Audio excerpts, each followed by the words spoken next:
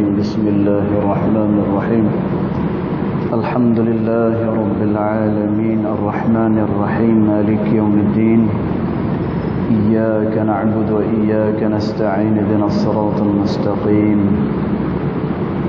صراط الذين أنعمت عليهم غير المغضوب عليهم ولا الضالين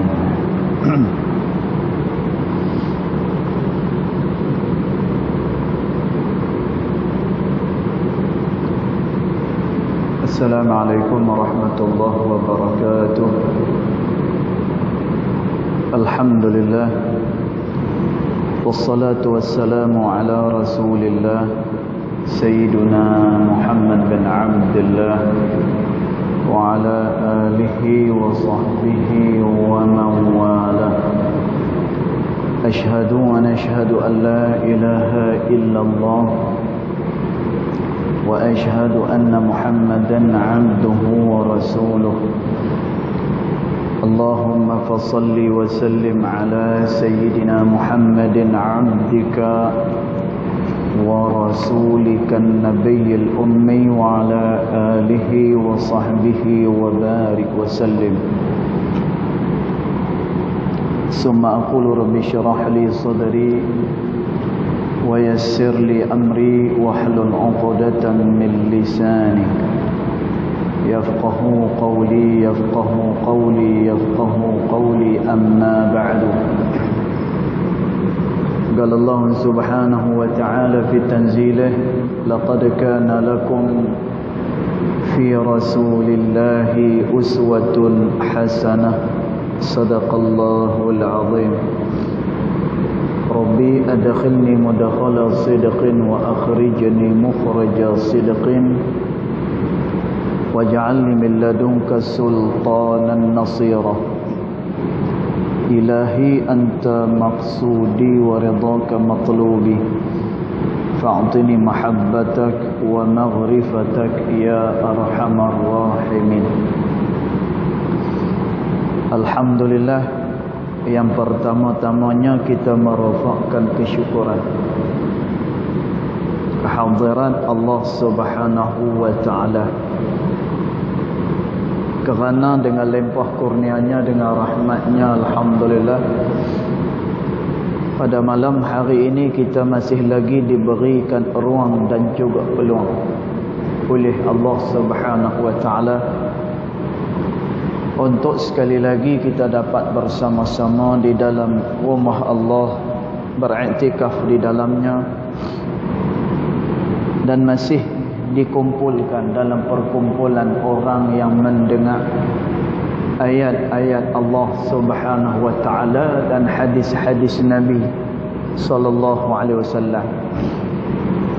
Mudah-mudahan ianya menjadi obat kepada hati kita dan membersihkan hati kita.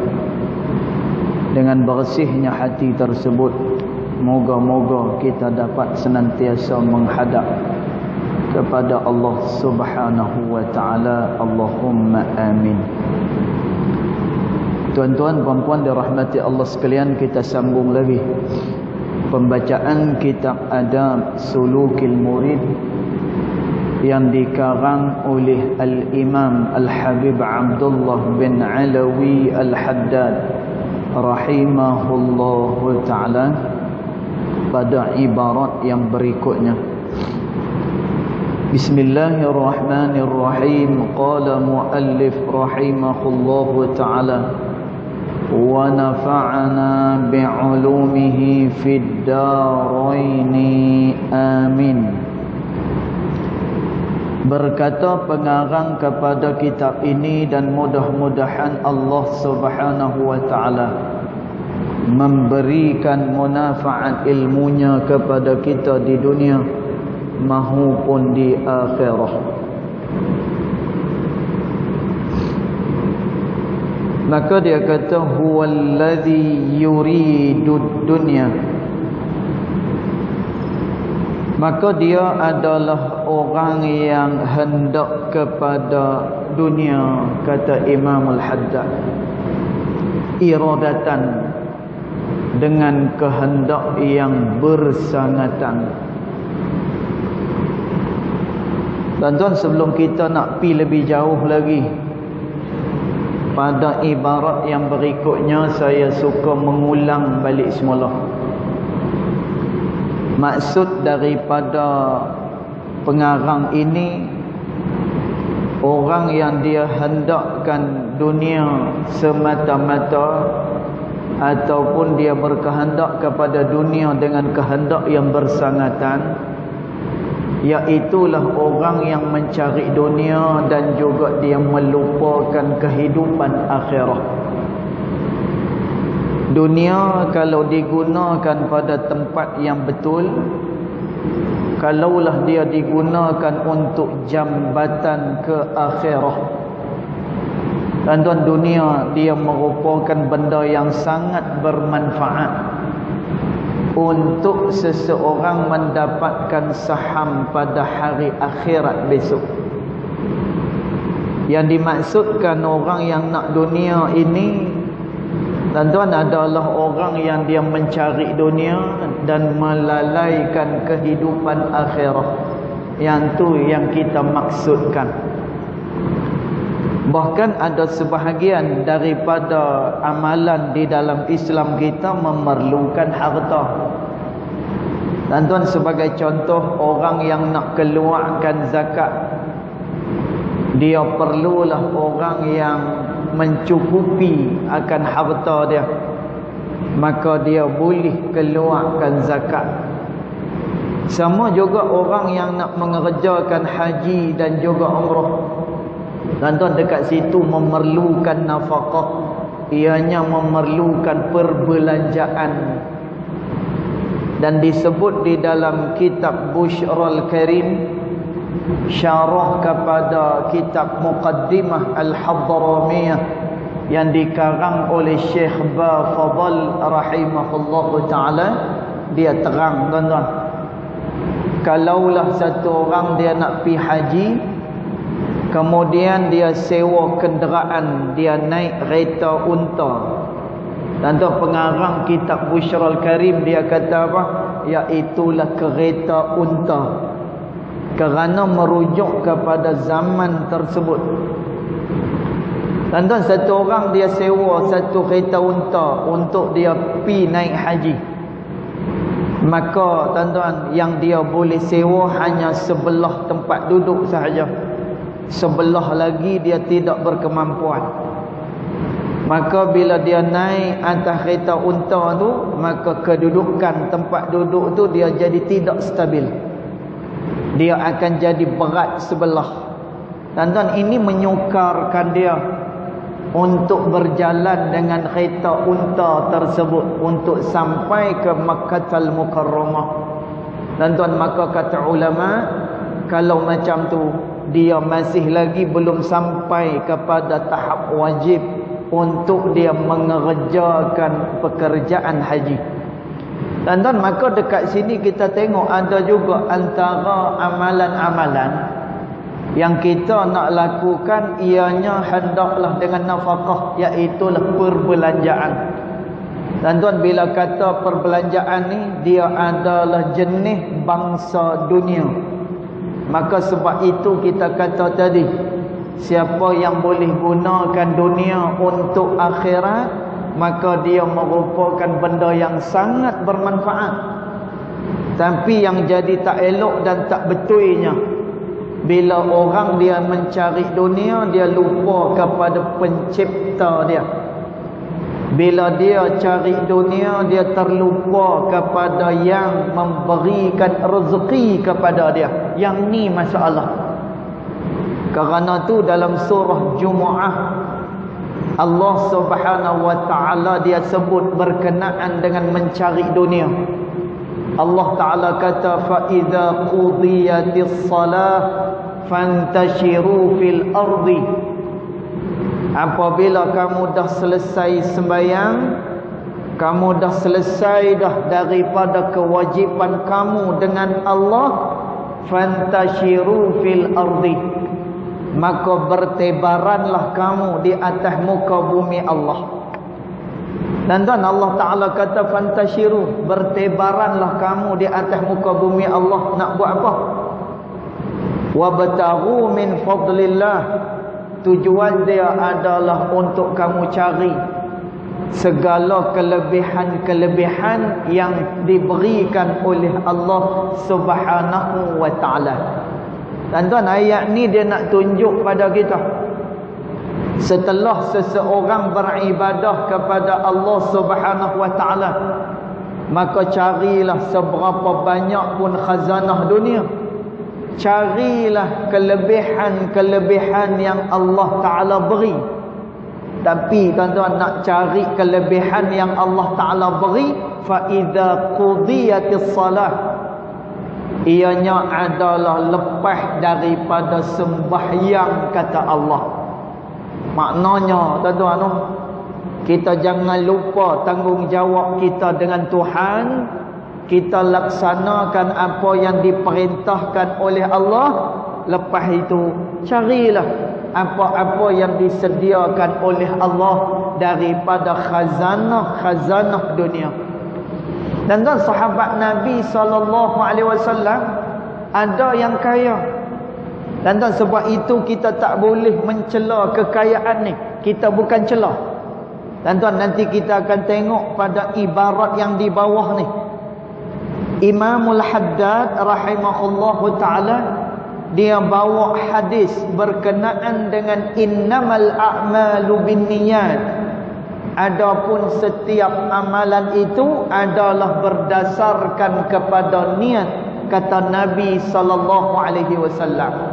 Dan tuan, nanti kita terang pasal apa Imamul Haddad dia bawa hadis tu kepada kita.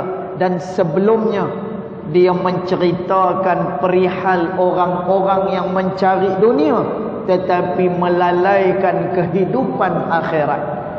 Dan tuan, sahabat Nabi SAW yang kaya siapa dia? Sayyiduna Uthman bin Affan. Dan tuan, ni sahabat Nabi yang kaya raya. Dialah yang telah melepaskan kesusahan orang-orang di kota Madinah. Bila mana orang di kota Madinah mereka nak menggunakan satu telaga yang nama telaga tu Bi'ru Rumah. Dan tuan, orang semua nak ambil ayak di situ kerana ayak Bi'ru Rumah ni dia berkualiti. Dan tuan, terutamanya bagi orang-orang yang berhijrah daripada Mekah ke Madinah. Dan tuan, mereka tu rindu dengan rasa ayak Zam-Zam. Rindu sangat-sangat. Dan tuan, kita pun sama lah. No? Kita dah biasa minum ayak Zam-Zam ni, kita berasa rindu. Kita berasa ndak-ndak sangat minum ayak Zam-Zam. Di samping ayak Zam-Zam itu telah pun diriwayatkan oleh Nabi SAW bahawa dia merupakan air yang diberkati oleh Allah Subhanahu wa ta'ala. Dan tuan, jadi orang yang berhijrah daripada Mekah ke Madinah, mereka nak sangat minum daripada telaga rumah ini. Dan tuan, pasal apa? Kerana rasa dia sama dengan air Zam-Zam yang berada di kota Mekah Al-Mukarramah. Dan tuan, tapi masalah dia apa? Setiap kali mereka mengambil air di telaga rumah ini, mereka kena membayar dengan bayaran yang begitu tinggi kepada seorang Yahudi. Dan tuan, lalu Nabi SAW kata, aku risau, kata Nabi, berkenaan dengan keadaan orang-orang Islam kita. Kerana setiap kali mereka ingin mengambil air di telaga rumah itu, mereka terpaksa membayar dengan harga yang begitu tinggi. Dan tuan, siapa yang menawarkan diri melepaskan kesusahan orang Islam? Sayyiduna Uthman bin Affan radhiyallahu anhu wa arda. Dan tuan, Sayyidina Uthman dia telah beli telaga tu. Mula-mula separuh, lama kelamaan tuan-tuan, telaga tu menjadi hak milik Sayyidina Uthman bin Affan. Lalu Sayyidina Uthman telah mewakafkan telaga tersebut. Dan tuan, sebab Sayyidina Uthman ni dia orang yang banyak harta, dia banyak duit. Dan tuan, tapi harta dia gunakan untuk mencari keredaan Allah Subhanahu wa ta'ala. Tuan-tuan, kalau guna kekayaan pada jalan tersebut, maka manfaat dia terlalu besar. Maka kata Imam Al-Haddad rahimahullahu ta'ala, huwa alladhi yuridu dunya iradatan. Dia nak mencari dunia dengan kehendak yang bersangatan, dia kata. Tuan-tuan, dunia ni orang nak pasal dia boleh dapat segera. Sebab tu orang nak. Tuan-tuan, dunia ni maksud dia al-ajilah. Tu maksud dia. Tuan-tuan, al-ajilah ni apa dia? Iaitulah benda segera. Bila mana manusia usaha, bila mana manusia cari, dia akan segera dapat. Berbeza dengan pahala, berbeza dengan ridha daripada Allah. Tuan-tuan, yang tu kita akan dapat pada hari akhirat, iaitulah hari yang kemudian. Tuan-tuan, tapi Nabi SAW dia bercerita berkenaan dengan orang yang berdoa, tapi doa dia tidak dimakbulkan oleh Allah Subhanahu wa taala. Tuan-tuan, lah ni kita tengok nikmat-nikmat dunia. Tuan-tuan, nikmat dunia ni, yang ni baru sikit daripada nikmat yang diberikan oleh Allah Subhanahu wa taala kepada manusia. Sebab itu pada hari akhirat ni ramai orang yang ubah dia punya pendirian dia. Tuan-tuan, contoh dalam kisah yang Nabi cerita ni. Nabi cerita ada orang yang berdoa kepada Allah, lalu doa dia tak dimakbulkan oleh Allah. Tuan-tuan, kita berdoa lalu doa kita tak dimakbulkan oleh Allah. Tuan-tuan, dada kita rasa sempit walaupun kita redha. No. Tuan-tuan, kita redha, kita tahu Allah Subhanahu wa taala dia nak beri yang terbaik untuk kita. Tuan-tuan, tapi besar pengharapan kita bila kita berdoa kepada Allah, kita nak supaya doa kita dimakbulkan oleh Allah. Tuan-tuan, tiba-tiba doa lama dah tak diberi oleh Allah, sempit dada kita. Nabi SAW cerita nanti pada negeri akhirat, orang yang berdoa kepada Allah lalu doa dia tak dimakbulkan, dia tengok dengan mata kepala dia sendiri betapa besarnya ganjaran yang Allah Ta'ala beri kepada orang yang doa dia tidak dimakbulkan oleh Allah. Lalu Nabi kata, hadis Nabi SAW, yakni Allah Subhanahu wa taala dia nak beritahu nanti pada hari pembalasan manusia dah tak boleh nak kata apa-apa dah kepada Allah Subhanahu wa taala. Tuan-tuan, ada orang yang dia nak bertaubat dengan Allah. Siapa dia? Orang kafir. Tuan-tuan, orang kafir ni, tuan-tuan tengok noh, dia sanggup mati dalam keadaan dia kufur kepada Allah. Allah Subhanahu wa taala sebut dalam surah An-Naba. Tuan-tuan, surah Naba ni surah yang biasa kita baca. Amma yatasaalun 'anil naba'il 'azim. Mereka saling bertanya-tanya, kata Allah, 'anil naba'il 'azim, berkenaan dengan hari yang besar, kata Allah. Tuan-tuan, hari besar ni apa dia? Dia merujuk pada hari kiamat dan dia merujuk kepada hari perkumpulan manusia di hadapan Allah Subhanahu wa taala. Tuan-tuan, Allah Taala kata apa? Yanzurul mar'u ma qaddamat yadah.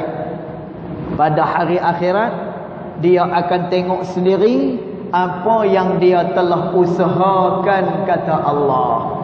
Tuan-tuan, nanti pada hari akhirat kita tengok sendiri apa yang telah kita lakukan di dunia, semua dipertuntunkan oleh Allah Subhanahu wa taala.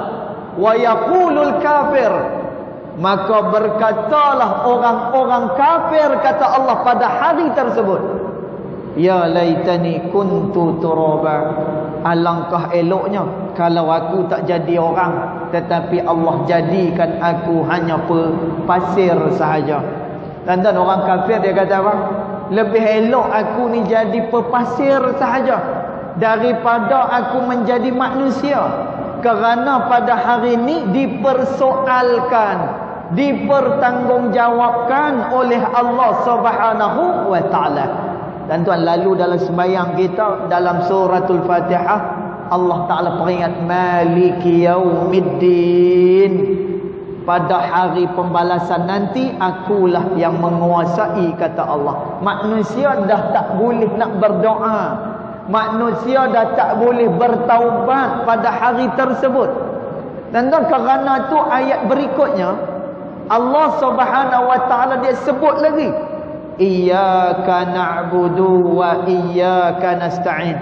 Ya Allah, hanya kepada Engkaulah kami minta tolong, kami sembah hanya pada Engkau, dan hanya kepada Engkaulah kami pohon pertolongan, ya Allah. Dan tak pasal apa kita sebut benda ni? Yang ni adalah peringatan untuk manusia. Nanti pada hari akhirat tak ada siapa yang boleh tolong kecuali Allah Subhanahu wa taala. Dan Allah Taala kata, kepada Engkaulah kami menyembah, kepada Engkau jualah kami pohon pertolongan. Iyyaka na'budu wa iyyaka nasta'in. Dan lepas daripada tu kita sebut pula lagi, Ihdinas siratal mustaqim. Ya Allah, tadi ni kita dah sebut dah, kepada Engkaulah kami sembah dan kepada Engkaulah kami minta pertolongan. Kerana nanti kami nak pi menghadap kepada kamu dan hari itu tak ada siapa pun boleh tolong. Lalu kita minta dengan Allah, Ihdinas siratal mustaqim. Ya Allah, tunjukkanlah kepada kami jalan yang lurus, jalan yang betul, ya Allah. Dan kita umat Nabi sallallahu alaihi wasallam, kita dah sembahyang, kita dah haji dah sebahagiannya. Dan tapi pasal apa masih lagi minta dengan Allah, Ihdinas siratal mustaqim. Ya Allah, tunjukkan kepada kami jalan yang lurus, jalan yang betul, ya Allah. Dan tuan, kerana ulama sebut manusia ni ada yang awalnya baik, akhirnya tak baik. Ada jenis tu, tuan-tuan. Mula-mula dia elok, dia ahlul ibadah, di tengah-tengah pun dia ahlul ibadah, tetapi di akhir dia ahlul ma'asi. Dia menghadap Allah dalam keadaan dia bermaksiat kepada Allah Subhanahu wa taala. Dan tuan, ada tak berlaku? Ada. Antaranya seorang ulama Banu Israel yang nama dia Barsisah. Dan tuan, Barsisah ni dia ibadat kepada Allah 20-30 tahun, beribadat dengan Allah. Dan tuan, tapi dia mati lagu mana? Dia mati dalam keadaan kufur kepada Allah Subhanahu wa taala. Bal'am bin Ba'ura juga seorang ulama Banu Israel. Dan tuan, cerita Bal'am bin Ba'ura ni ada dirakamkan dalam kitab Safwatut Tafasir yang dikarang oleh Syekh Ali As-Sabuni hafizahullah taala. Dan tuan, dalam kitab tu cerita Bal'am bin Ba'ura, kalaulah dia berdoa kepada Allah, dia angkat tangan dia, tuan-tuan, pasti doa dia tidak akan ditolak oleh Allah. Ini karamah, ini kemuliaan yang Allah beri kepada Bal'am bin Ba'ura. Doa dia sangat mustajab dengan Allah. Dan tuan, tapi dia mati lagu mana? Kufur dengan Allah Subhanahu wa taala. Kufur dia. Dan tuan, agak-agak lagu kita ni macam mana agak-agak? Iman pun lebih kurang je 50-50. No, bila mai ujian kita mudah melatah. Agak-agak lagu mana? Ni tara Barsisah, ini tara Bal'am bin Ba'ura. Dan tuan, mati kufur dengan Allah.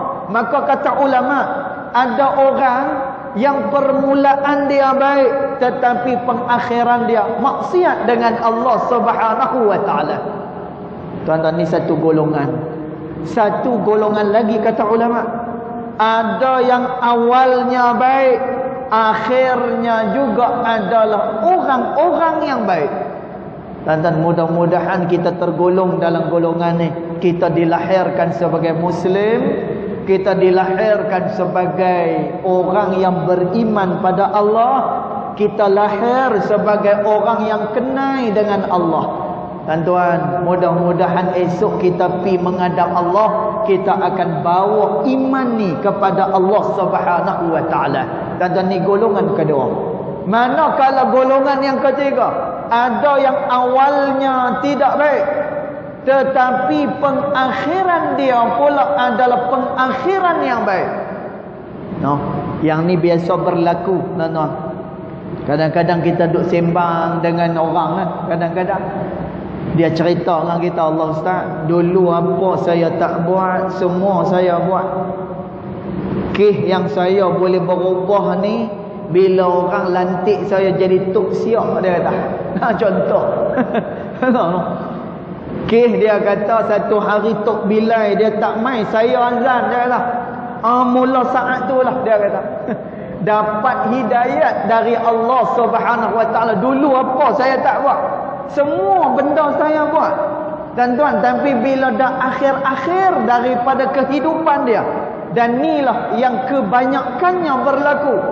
Masa muda dia hidup dengan cara muda, tuan-tuan, tapi bila dah dia akhir-akhir daripada hayat dia, tuan-tuan, dia kembali kepada Allah Subhanahu wa taala.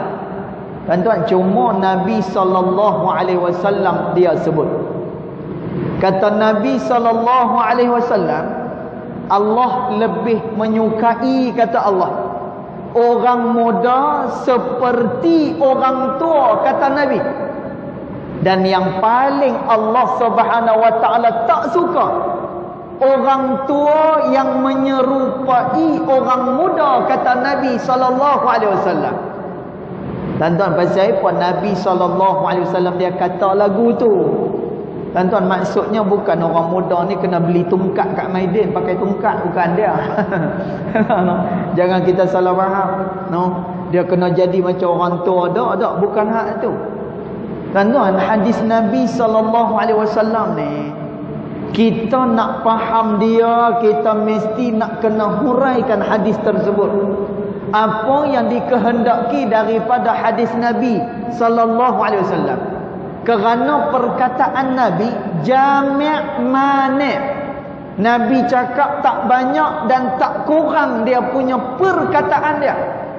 Tuan-tuan, sebab itu ada banyak pelajaran yang boleh kita ambil daripada hadis-hadis Nabi SAW. Tuan-tuan, Nabi kata Allah lebih suka orang muda yang macam orang tua, dan Allah tak suka orang tua yang macam orang muda. Tuan-tuan, dari segi pakaian kah? Tak, bukan dia. Dari segi perwatakan kah? Tak, bukan dia. Kerana Nabi SAW dia sebut, innallaha la yanzuru ila suwarikum. Allah dia tak melihat bagaimana luaran kamu, kata Nabi. Tuan-tuan, Allah tak tengok harta kita, Allah tak tengok pangkat yang ada pada kita, Allah tak tengok longgokkan harta banyak ke sikit yang ada pada kita. Tuan-tuan, Nabi itu apa yang Nabi maksudkan ni? Orang muda macam orang tua. Tuan-tuan, iaitulah dari segi hati dia. Tuan-tuan, orang tua ni biasanya bila dia dah tahu yang dia ni dah tua, tuan-tuan, dia akan memperbanyakkan taubat kepada Allah Subhanahu wa taala. Ini orang tua. Tuan-tuan, orang tua dia tak nak lagi dah mengulangi dosa-dosa dia yang telah lalu. Dia tak mau. Tuan-tuan, pasal apa? Dia tahu tak lama lagi dia akan dijemput oleh Allah, lalu dia buat persediaan. Maka Nabi kata, Allah sangat sayang kepada pemuda-pemuda yang macam orang tua. Maksudnya apa? Orang muda, tuan-tuan, dia nak cuba macam-macam benda. Orang muda dengan kederat yang dia ada ni, dia boleh buat apa yang dia nak buat. Tapi orang muda yang dikasihi oleh Allah, bila mana dia ada semua kederat ni, dia boleh buat semua. Dia gunakan itu untuk bersedia berjumpa dengan Allah Subhanahu wa taala. Yang ni pemuda yang dikasihi oleh Allah. Siapa pula orang tua yang tak disukai Allah, yang menyerupai orang muda? Tuan-tuan dah tua. Dandut tak tinggal lagi. Contoh. Tuan-tuan ni bukan orang Alok Malai ni. Ni orang kat United Kingdom. Tuan-tuan, dia dah 60 dah. Dandut tak tinggal. Tuan-tuan, umur dia dah 60 dah. Quran pun tak khatam lagi bacaan Al-Quranul Karim. Tuan-tuan, umur dia dah 60 dah. Tuan-tuan, tapi masih lagi bermaksiat dengan Allah Subhanahu wa taala. Tuan-tuan, yang ni adalah perangai kebanyakan daripada orang-orang muda. Maka kata Nabi sallallahu alaihi wasallam, orang tua yang macam tu adalah yang dibenci oleh Allah Subhanahu wa taala. Tuan-tuan, maka dia sebutkan dekat sini, orang ni dia nakkan dunia dengan kehendak yang bersangatan. Yansa fi jambiha al-akhirah fala yu'minu biha. Dia nakkan kepada kehidupan dunia. Yansa fi jambiha al-akhirah, tapi dia lupa di sebelah dia adanya hari akhirah. Dahlah dia lupa. Fala yu'minu biha, dia langsung tak beriman dengan hari akhirah. Dan tuan, yang ni siapa dia? Kata Imamul Haddad, kafirun. Yang ni jenis orang-orang kafir. Dia mencari dunia, lupa dengan akhirat dan tak beriman dengan hari akhirat. Yang ni orang kafir, kata Imamul Haddad, khalidun finnar. Nanti dia akan kekal di dalam neraka Allah Subhanahu wa taala.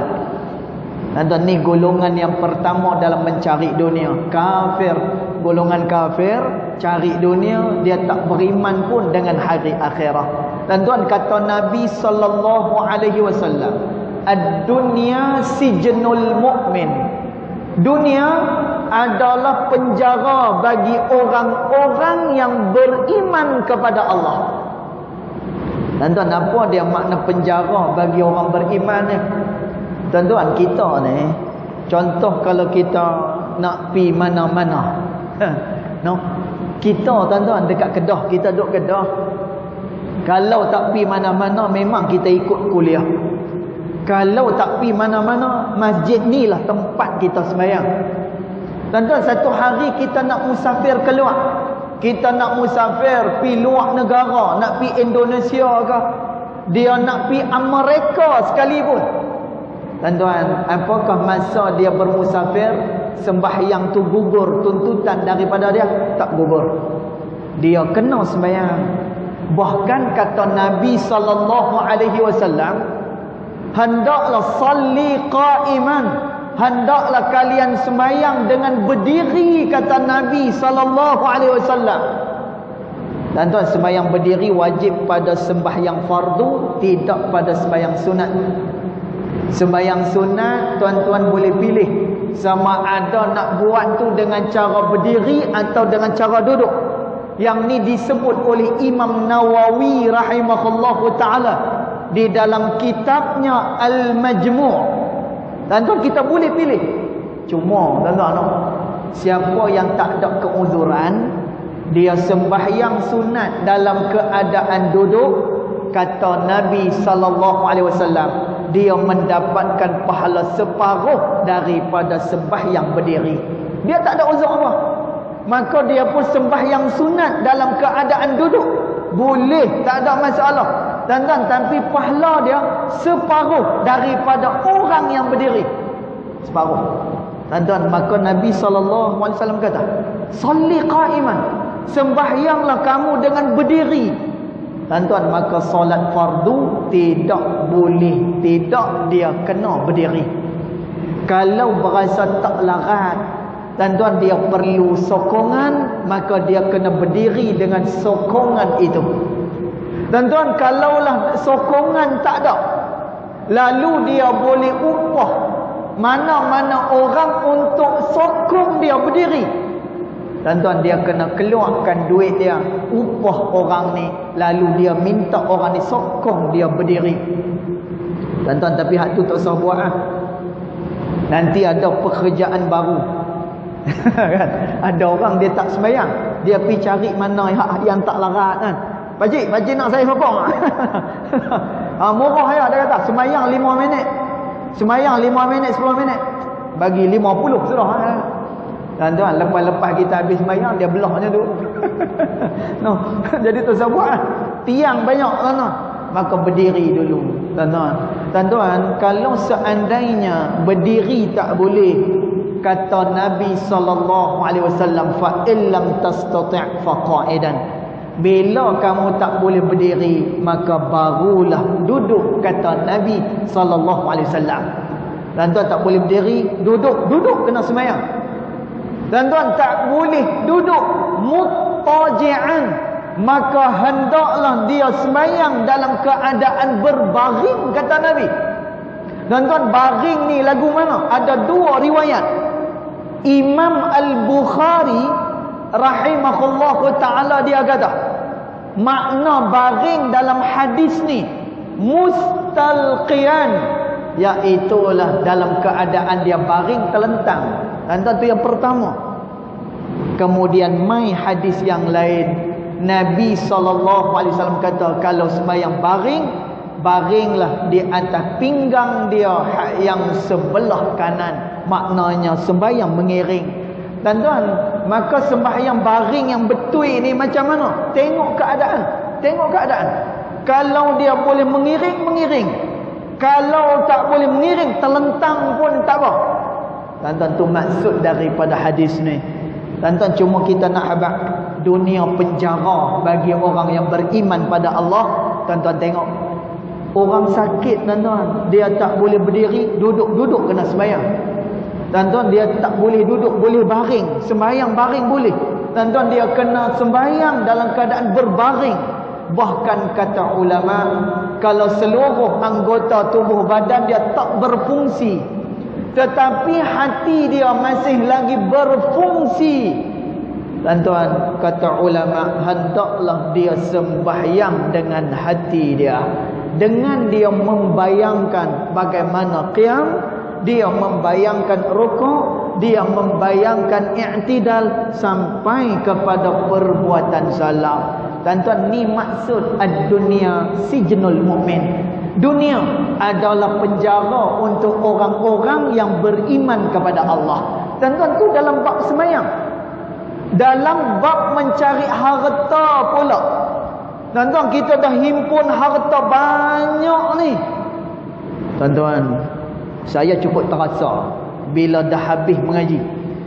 Tuan-tuan, purata tahun saya habiskan waktu mengaji 17 tahun. Daripada madrasah ke pondok, masuk pula ma'had tahfiz, kemudian belajar di di Mesir, kemudian belajar pula di Yaman. Tuan-tuan, habis purata tu 17 tahun.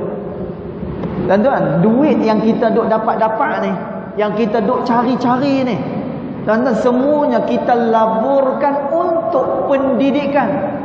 Kita tak rasa pun nikmat dunia masa tu. Tuan-tuan, tapi bila dah habis mengaji dah, habis dah, kira-kira tak mau nak sambung dah. Lah je lah, sambung master. Tu je lah. No. Tu pun dengan cara online lah ni. Kan? Mengaji cara online dah ni. Masya Allah. Tuan-tuan, bila dah habis mengaji macam tu, Masya Allah, kita baru nak mula hidup. Kita baru kenal apa itu wang ringgit. Tuan-tuan, Masya Allah, rasa nikmat tu macam dunia ni syurga bagi kita. Tuan-tuan, tapi dalam harta pencarian kita, itu bukan untuk kita seorang. Bila dah sampai kepada haul dan juga nisab, harta kita ni dah sampai haul dan juga nisab, tuan-tuan, kita nak kena keluarkan zakat kepada mustahik yang memerlukan. Tuan-tuan, nak keluar tu pula, kalau banyak-banyak keluar. No. Tuan-tuan, kita tengok macam mana raja-raja, dia bawa keluar zakat bukannya 2-3 ribu, tuan-tuan. Sekali dia bawa keluar zakat 2-3 juta sekali dia bawa keluar. Tuan-tuan, yang cari harta ni siapa? Kita. Siapa yang himpun ni? Kita. Siapa yang penat? Kita. Tapi Allah telah tetapkan, bila sampai haul dan juga nisab harta tu kena keluarkan, walaupun berjuta dia punya jumlah dia. Tuan-tuan, dunia ni penjara untuk orang yang beriman kepada Allah Subhanahu wa taala. Maknanya dia tertakluk di bawah perintah Allah Subhanahu wa taala. Yang ni orang mukmin. Tuan-tuan, tapi orang kafir, kata Nabi sallallahu alaihi wasallam, wa jannatun lil kafir. Dunia adalah syurga bagi orang-orang yang kafir, kata Nabi sallallahu alaihi wasallam. Maka pengarang kitab ni dia kata, ada orang yang dia nakkan kehidupan akhirah, tapi dia tak beriman dengan hari itu. Orang ni kafirun, dia adalah orang kafir khalidun finnar.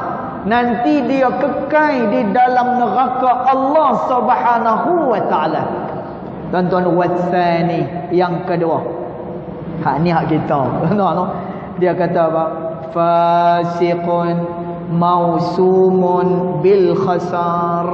Iaitulah orang-orang fasik mausumun bil khasar, yang mana dia itu mendapatkan kerugian. Tuan-tuan, dia tahu ada hari akhirah, dia tahu ada hari pertemuan dengan Allah. Tuan-tuan, tapi dia lalai dengan hari tersebut.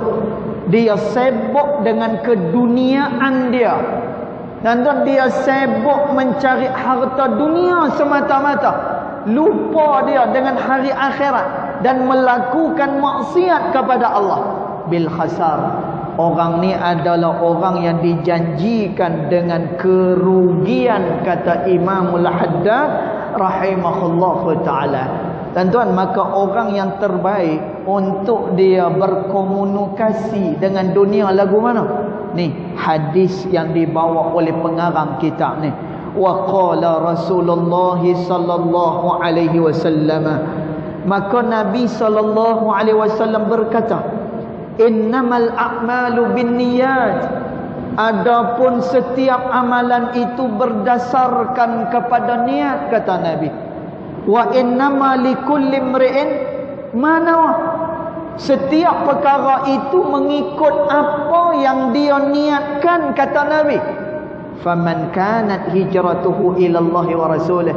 Siapa yang hijrahnya kepada Allah dan Rasulnya, fa hijratuhu ila Allah wa rasulih. Dia akan mendapatkan daripada hijrahnya Allah dan Rasul dia. Wa man kanat hijratuhu ila dunya yusibuha. Dan kalaulah hijrahnya itu kepada dunia, dia akan dapat dunia. Awim ra'atin yang kihuha, ataupun dia berhijrah itu kerana nak menikah dengan satu orang perempuan, fahijratuhu mahajara ilaih. Dia akan diberikan mengikut sebagaimana dan apa yang dia niatkan. Apa yang dia niatkan, maka itulah yang akan diberikan oleh Allah Subhanahu wa ta'ala. Tuan-tuan, hadis ni nanti kita akan huraikan pada pertemuan yang akan datang. Malam ni dia cuma bagi gambaran siapa dia. Orang yang mencari dunia, yang mana dia diberikan kerugian oleh Allah. Ada dua golongan. Satu golongan kafir, satu lagi golongan yang tahu ada hari akhirat tetapi melalaikan kehidupan pada hari akhirat. Mudah-mudahan tergolong kita dalam golongan orang yang dirahmati oleh Allah Subhanahu wa taala. Allahumma amin. Bismillahirrahmanirrahim. Alhamdulillahirabbil alamin, wassalatu wassalamu ala asyrafil anbiya wal mursalin wa ala alihi wa sahbihi ajma'in.